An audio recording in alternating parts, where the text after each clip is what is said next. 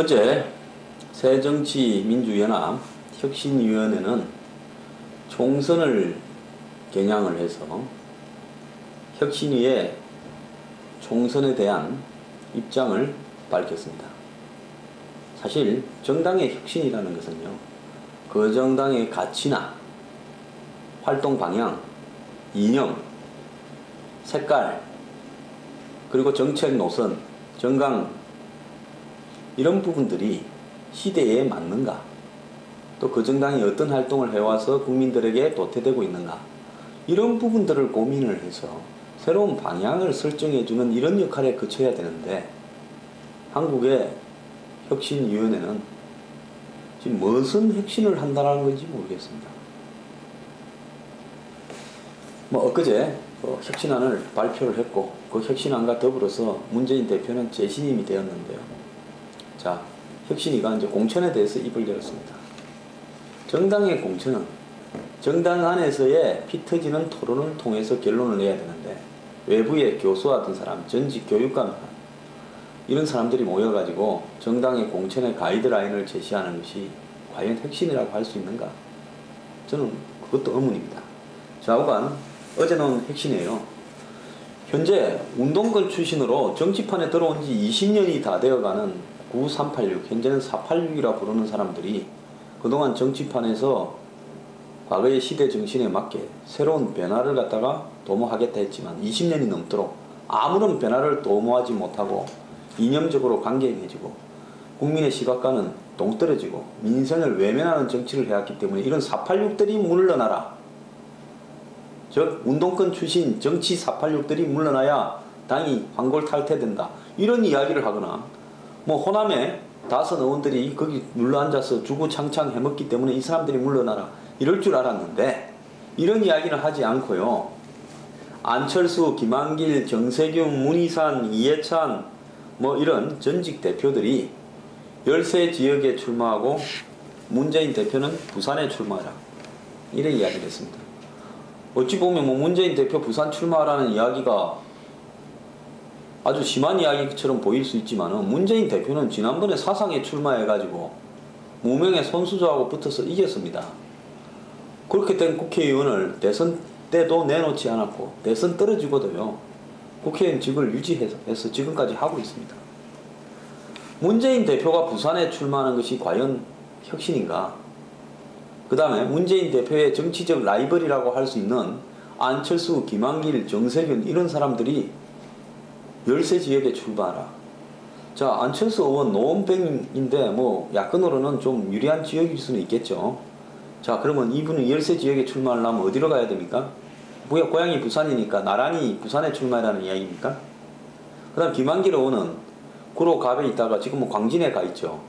근데 이분 보고 열세 지역에 출마라 하면 어디로 가야 됩니까? 강남에 출마라는 이야기입니까? 그 다음에 이해찬, 문희상 이런 분들은 사실 친노기 때문에 문재인 대표를 위해서 한 몸 바쳐서 언제든지 희생을 할 만한 사람이기도 해요. 그렇기 때문에 이분들은 구색을 갖춰서 그냥 끼워 넣었다고 보고요. 자,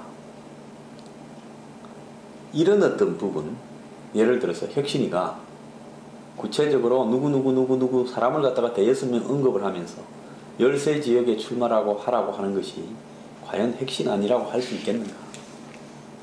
어떤 이런 혁신을 이야기하는 사람들이 있는지 모르겠습니다. 혁신이라는 것은 어떤 가치의 기준을 이야기해야지 사람을 이야기하는 것이 혁신이 아니지 않습니까?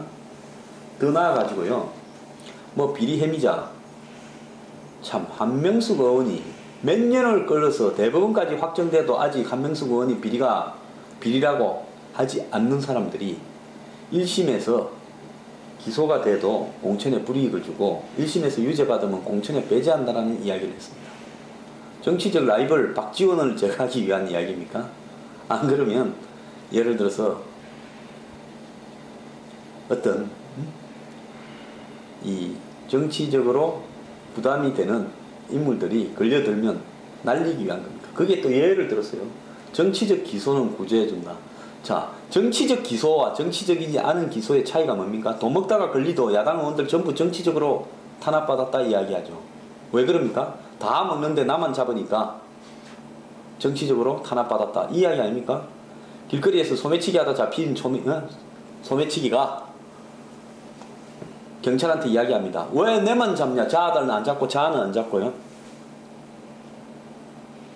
자, 뭐든 정치적 기소라 할 수 있기 때문에 정치적 기소를 예외 조항으로 둔다는 말은 내 편은 정치적 기소로 처리해주고 남편은 비리로 처벌해서 공천 배제하겠다는 이야기입니까?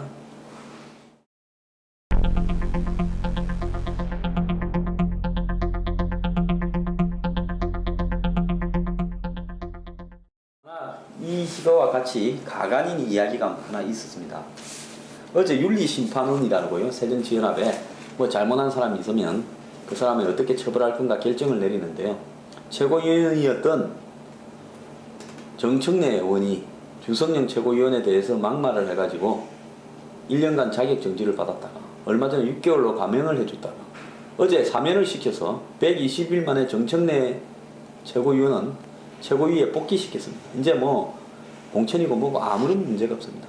참 친노에 총대를 메고 저격수들을 공격하던 사람은 아주 보상을 확실히 해줍니다. 정청래 최고위원이 아마 전당대회에서인가 이런 이야기를 했을 거예요. 문재인 대표는 이 밝은 걸 지향하고 나는 좌파, 진보, 강경을 지향하겠다. 서로 역할 분담을 한다. 이런 뉘앙스로 이야기한 게 있어요. 자, 정청래 최고위원을 사면해 주면서 동시에 조경태 의원에 대해서 혁신위가 이야기를 했습니다. 인적쇄신안에서 조경태 의원에 대해서 강력한 조치를 취하라. 뭔 놈의 혁신위가 이런 혁신위가 있습니까? 프로 레슬링 심판도 이렇게 야바유료 심판을 보면요, 의자 날아가고 돌 날아갑니다.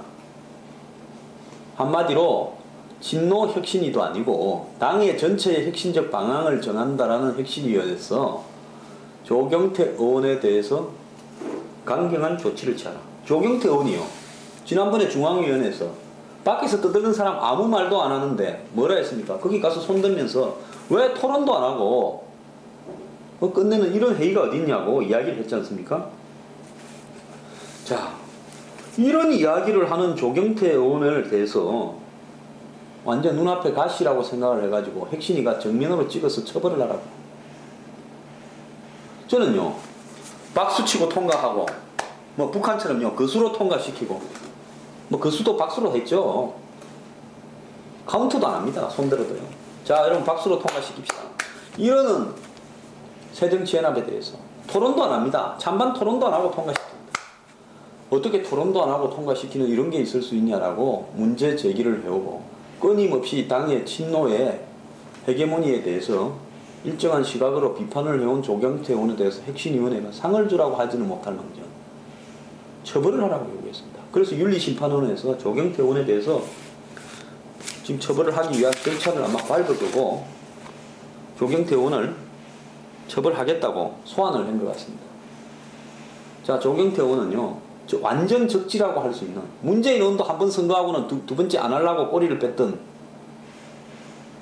뺀 것처럼 뉘앙스를 풍겼더니라고 할게요. 또 고소 들어올라. 부산에 3번이나 연달아 당선이 되었습니다. 민주당 간판으로요. 그러면 적어도 저 당이 제대로 된 당이라면 조경태 의원을 자기 대권주자쯤은 띄워주고 한마디로 적진에서 3번이나 살아온 예가 있습니까? 평가를 해주고 대우를 해줘야죠. 그런데 조경태 의원도 한때 친노였습니다.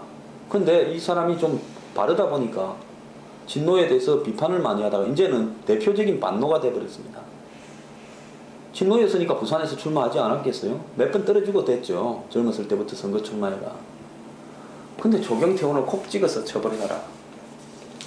이걸로요, 혁신위가 새정치연합의 혁신위원회는 혁신위원회가 아니고 편파위원회라는 것을 문 닫는 날 확실하게 입증을 하고요, 문 닫은 겁니다. 오늘 아침에 조선일보 보면요, 조국 교수가 문재인 대표한테 고개를 숙여서 정중하게 인사하는 모습이 있습니다.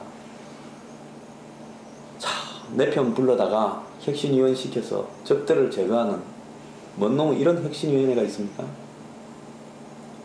새정치연합요 앞날이 뻔합니다. 아마 제가 볼 때 비주류 다 탈당할 겁니다. 내가 열세 지역에 출마하든 말든 그거는 내 정치적 판단으로 하지 너네들한테 붙어서 공천받지는 않겠다고 다 뛰쳐나갈 겁니다. 정세균 의원 같은 경우에는 전북에서 되다가 열세 지역 출마해서 종로에 와서 됐습니다. 근데 이제 종로에서 또 더 열세 지역을 강남으로 보내려는 거예요. 과거에 보면요, 정동영 의원 강남에 보내가 쫓아냈지 않습니까? 떨어지게 해서. 참 대단합니다. 그런데요, 이런 혁신위원회에 대해서 소수의 비주류 외에는 나머지는 말 한마디도 안 하고 따라가고 있습니다. 자, 박주선 의원이요, 아래 탈당하면서 비판해서 그런가 신당을 창당하거나 분당해서 나가는 사람은 다시는 당에 복귀시켜주지 말자라는 것도 혁신 안에 들어있는 것 같습니다. 이거는 완전 이쯤 되면요, 수렴청정위원회라고 해야 됩니다. 이번에 혁신위원회에 들어가신 분들요, 정말 맑은 하늘에 벼락 떨어질까 조심하십시오.